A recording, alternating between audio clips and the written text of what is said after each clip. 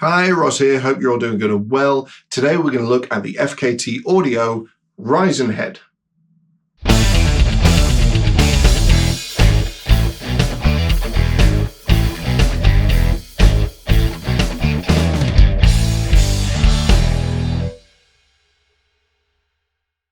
So I don't know if it's Risen Head or Risen Head, but either way, it is an awesome drive pedal. So FKT Audio are a small boutique manufacturer, all made by hand in Italy, ran by Franco Torti, and he's got a ton of different pedals in the range, tons of different drive pedals, some octave stuff, compressors, loads of bass pedals. So I'll leave a link in the description below. So go and check his stuff out. There's plenty to choose from. And Simon at Musictrack, who is the UK distributor, was very, very kind as to send me some of his demo stock out on loan so I can do these wonderful videos for you. So the Risen Head, potato. This is kind of the higher gain pedal in the range, and it is seriously high gain.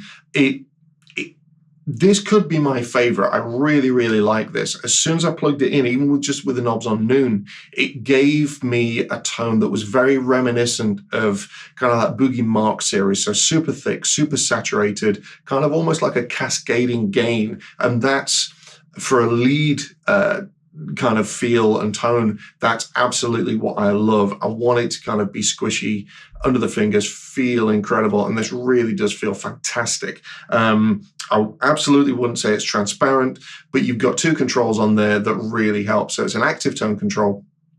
You got your volume, of course, your gain, which goes from fairly low gain to just tons and tons of gain, as much as you could ever want. And then a bass control, so you can really tighten things up.